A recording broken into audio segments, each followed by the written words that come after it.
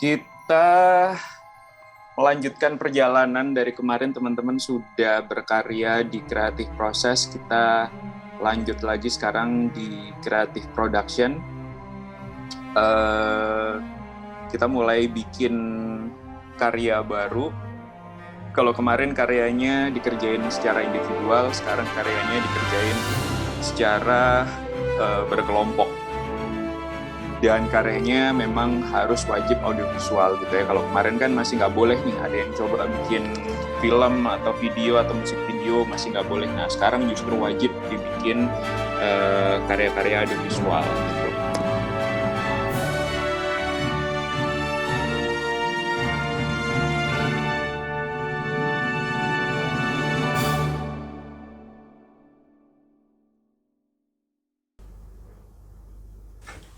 Kenalin, nama gue Jonathan Timothy, biasanya dipanggil Jojo. Gue adalah mahasiswa film UMN 2021 dari Jakarta.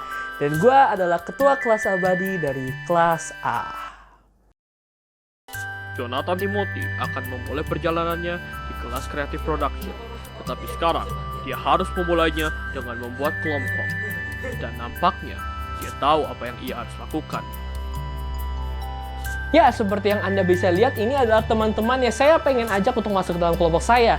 Dan saya udah hubungi mereka masing-masing dan... Oh, ini teman saya ada yang nelpon. Sebentar ya. Halo? Oh, lu udah punya kelompok ya? Oh, yaudah gak apa-apa. Thank you ya. Dan semua orang menolak dia. Jelas dia butuh bantuan, dan dia menghubungi seseorang yang telah berpengalaman dan bahkan memenangkan penghargaan. Ya, saya cuma bilang sama dia, kamu tenang aja, santai aja, explore aja, dan nikmatin prosesnya. Kamu cari kelompok ya, coba aja tawarin diri ke mereka. Dan itulah yang ia lakukan. Beruntung di listnya masih ada Wilson, dan kebetulan kelompoknya sedang mencari anggota. Saya udah ngobrol sama Wilson dan kelompoknya, dan ternyata mereka butuhnya produser. Ya udah, jadi saya coba deh. Dan dimulailah perjalanannya di Creative Production sebagai produser dari Youth Vision Production. Walaupun di awal Creative Production masih belajar tentang konsep, kelompok ini melakukan live. Jadi di awal-awal kita udah langsung mikirin, kira-kira kedepannya kita mau bikin apa nih? Dan salah satu teman dari Youth Vision Production ada yang ngomong kalau dia punya kenalan sama orang yang punya toko aparel namanya Peanut Stain. Makanya pas pitching kemarin kita langsung tuh bela-belain, yuk kita mau bikin fashion film / iklan Peanut Stain. Konsepnya itu baju yang unik tapi eye-catching. Walaupun telah diterima oleh para dosen, Jonathan nampaknya menghadapi kesulitan dalam kelompoknya. Director sama DOP-nya sih aktif, cuman come on man, ini udah selesai UTS, udah mau week 8, dan dari kemarin progres kita ya mendet-mendet di situ aja. Konsepnya nggak dituangin ke skrip karena lu terlalu sibuk mikirin kira-kira klien suka nggak ya. Aduh, padahal klien udah bilang, udah minta semua yang fresh dari kita, udah kayak ya bebas aja, lu bebaskan dan liarkan imajinasimu. Gila, klien kita padahal santuy banget loh. Dan benar, klien bebas mereka sih itu santuy sebenarnya sekali. ya kalau tergantung orangnya ya, asal jangan dipakai ke nikahan orang, nah itu jangan. Mungkin inilah isi hati sang director. Ya, what do you expect? Gue masih mau belajar. Emang lu kira gue pengen jadi director? Enggak. Gue aja bingung harus next stepnya gimana. Gue udah kasih lu kebebasan loh. Udah ada reference juga, kok masih bingung? Lu pikir gampang ya mikir? Gue kan mikirin uang juga. Gue udah berkali-kali bilang budget itu urusan gua. Ya gue bingung next stepnya gimana. Apakah yang akan terjadi selanjutnya? Nantikan kelanjutannya setelah pesan-pesan berikut ini.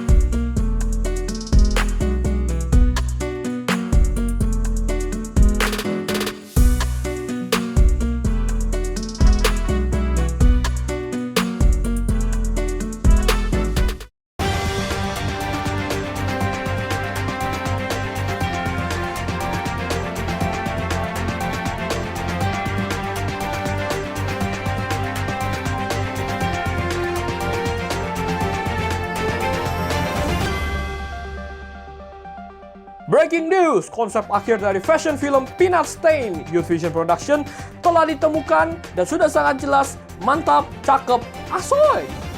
Dan saat ini kita akan mendapatkan pernyataan langsung dari produser dan director Youth Vision Production. Jujur saya bangga banget dengan director, DOP, sama scriptwriter-nya karena ini ide yang bagus banget dan lucu banget. Jadi kita pengen bikin karakter yang ada di Peanut Stain yaitu Uncle Boy sama Kim Cha. Kita mau bikin mereka masarin baju Peanut Stain dan menurut saya ini idenya top banget sih. Congrats, saya bangga. Matilda, gue salah sangka sama lu. Lu tuh biasanya pendiam, tapi sekali lu kasih ide dan idenya bagus.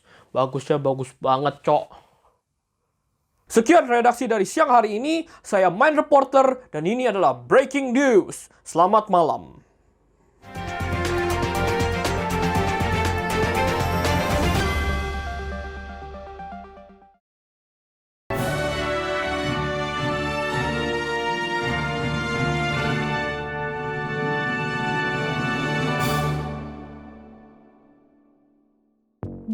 Di sini kita melihat seorang Jonathan Timothy di habitat naturalnya sedang bermain dengan HP-nya. Yang dia tidak ketahui apa yang ia lakukan membebani kelompoknya. Untuk mengetahui apa yang sedang terjadi, kita meng-hire seorang dokter emosi profesional. Dr. Im Ajinasi memiliki pengalaman dalam mengkonsultasi anak bermasalah. Terlebih, dia sudah mempelajari gerak-gerik Jonathan sejak masih sel telur. Jadi Jonathan Timothy itu sudah mengalami satu kondisi yang disebut dengan self-pity.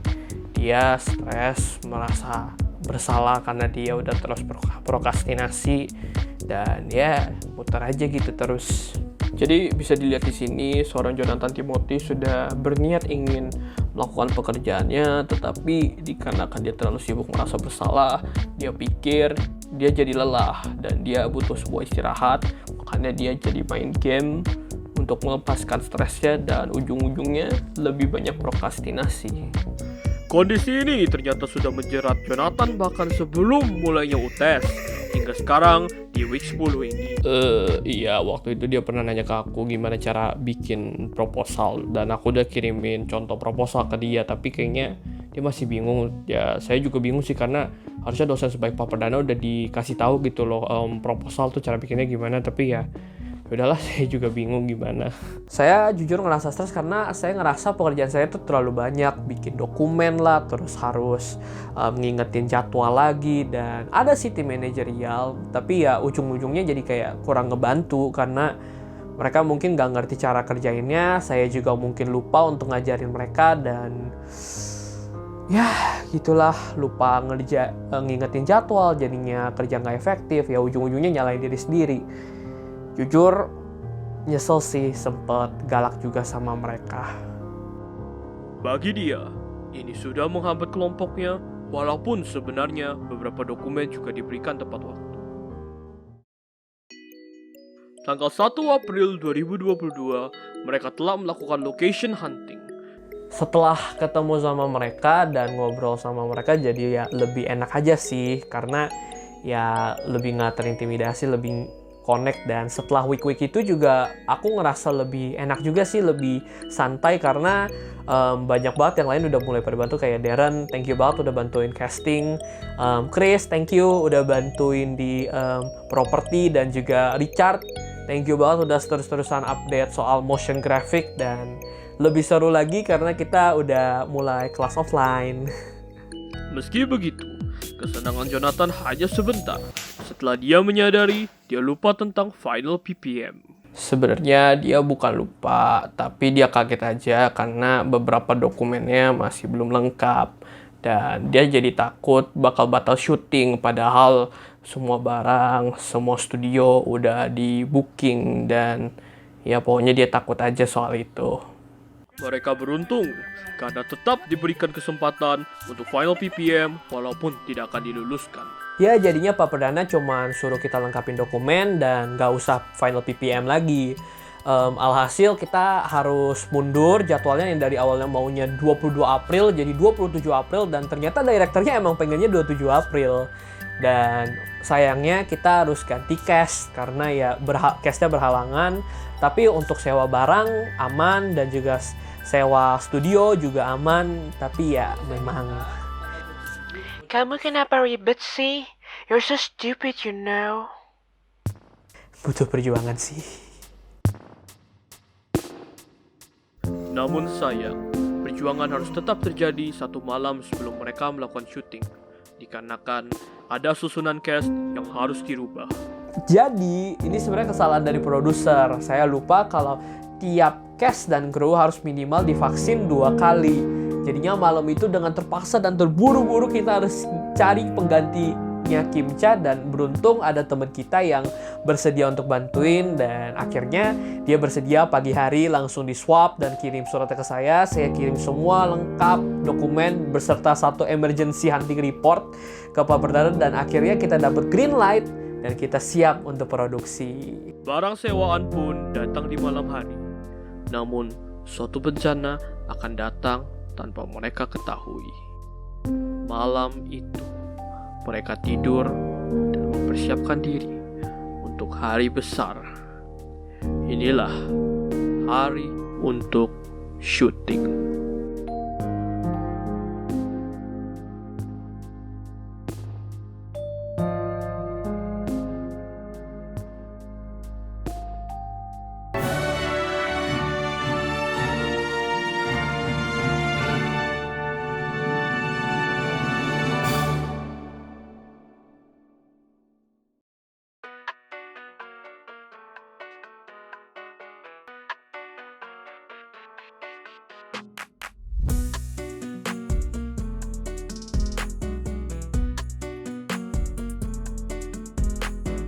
Semuanya guys, ini hasilnya.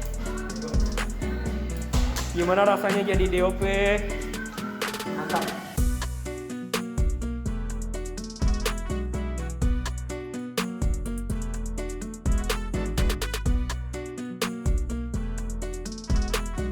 Halo director, gimana hari ini? Gimana hari ini rasanya jadi skrip Ponti? Enggak, meskipun salah-salah tapi ya gue yang hafal semua videonya, jadi ya tambah capek. Oke, kita kembali kepada Uncle Y yang lagi di makeup.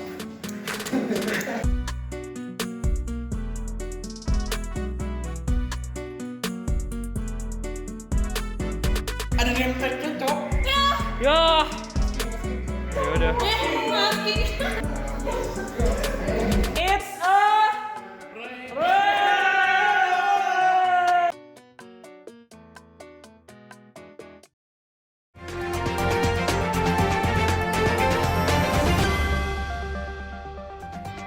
Breaking news! Terjadi kecelakaan saat produksi fashion film Peanut Stain. Didapati sebuah gimbal yang disewa dari BSM Entertainment mengalami kerusakan setelah baterai tidak sengaja dipasang terbalik. Berikut adalah laporan dari lapangan bersama Repotin Bange. Malam Mas Repo. Ya, terima kasih, dengan saya Repotin Bange melaporkan langsung dari rumah kediaman produser Youth Vision Production yang baru saja pulang dari BSM Entertainment untuk mengembalikan barang-barang. Bersama dengan saya sekarang ada Pak Jonathan. Pak Jonathan, saya mau bertanya, untuk tuntutan dari pihak BSM Entertainment kira-kira apa aja ya, Pak? Jadi tadi gini, saya udah ngomong sama pihak BSM dan katanya mereka nanti akan hubungi saya lagi. Yang pasti KTP saya ditahan dan ya sekarang jadi tinggal nunggu aja. Oh, sebentar Mas, ada yang nelpon. Oke. Halo? Oh, dari pihak BSM ya. Deposit 2,5 juta sekarang. Harus ganti gimbal seharga 8 juta. Pak Jonathan? Pemirsa, nampaknya Pak Jonathan baru saja mengalami serangan jantung tidak fatal. Maka dari itu saya Repotin Bange melaporkan dari rumah kediaman produser Youth Vision Production dengan ini mengundurkan diri. Kembali ke studio. Baik, terima kasih. Setelah penelitian lebih lanjut, didapati bahwa Jonathan Timothy diwajibkan untuk mendepositkan uang sebesar 2,5 juta. Maka dari itu Jonathan Timothy melakukan asistensi kepada Pak Perdana dan Pak Perdana menyarankan untuk langsung mendatangi BSM supaya semuanya jelas. Berikut adalah liputannya. Ya pemirsa, setelah melakukan perjalanan waktu, kami berhasil bertemu dengan Jonathan Timothy yang baru saja pulang dari BSM Entertainment untuk melakukan konfrontasi. Pas Jonathan, jadi bagaimana kejadiannya? Iya, tadi kita udah konfrontasi sama BSM dan yang awalnya kita tadinya tuh harus bayar 8 jutaan bisa-bisa untuk gantiin gimbal, tapi setelah tadi ngomong-ngomong ternyata ya kerusakannya cukup minim sebenarnya, dan kita akhirnya disuruh bawa ke tempat servis dan jatuhnya malah jadi lebih murah sih gitu. Pak Jonathannya sendiri bagaimana perasaan Bapak? Ya stres sih, karena mau gimana pun KTP saya masih ditahan. Cuman ya buat saya sekarang yang penting kita udah bisa dapet jalan yang lebih baik, dan setidaknya teman-teman di Youth Vision Production juga semuanya pada ngedukung. Jadi ya seneng setidaknya teman-teman gak terlalu stres. Baik, terima kasih Pak Jonathan. Sekian dari saya melaporkan dari lapangan, kembali kepada studio. Sekian liputan dari kami. Selamat siang, saya Mind Reporter dari Breaking News. Selamat malam.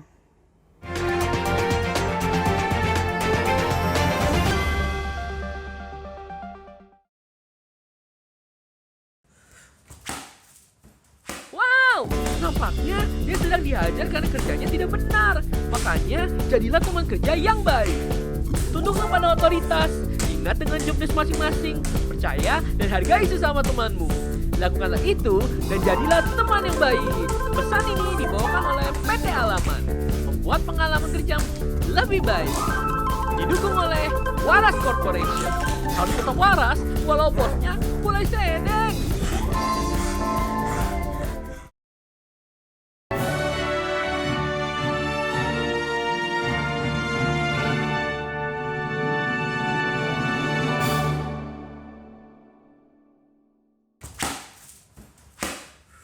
Baru saja, Wilson mengirimkan pesan yang membuat Jonathan marah.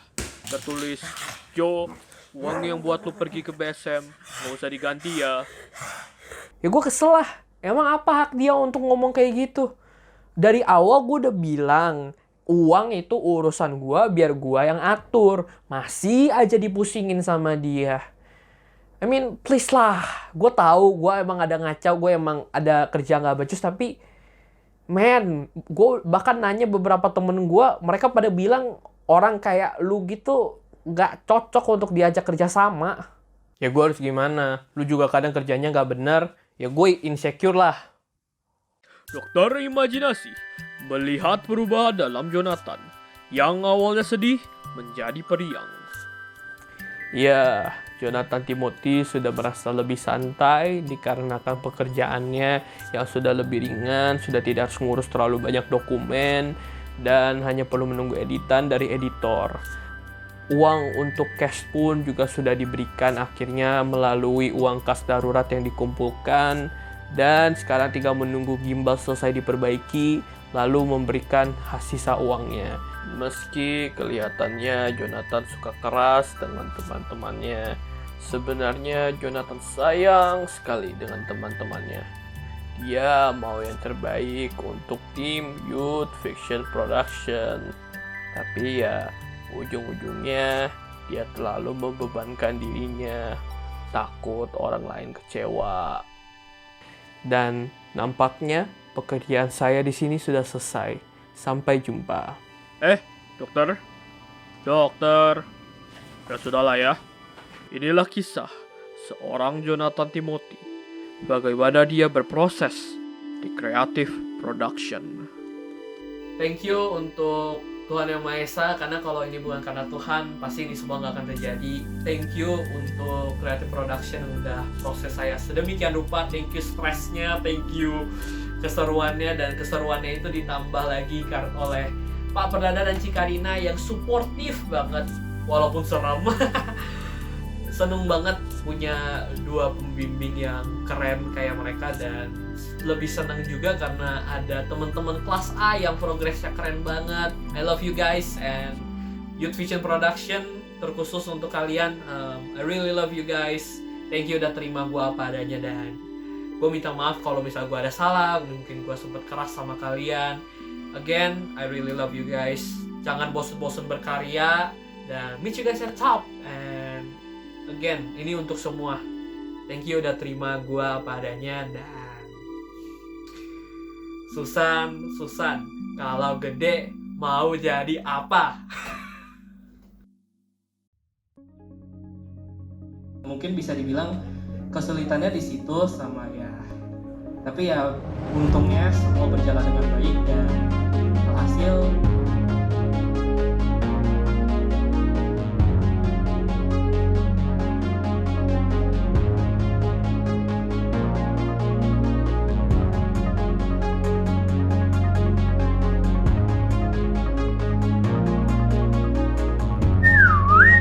Thank you Jo udah bantuin cewek gua. Mantep suara lu.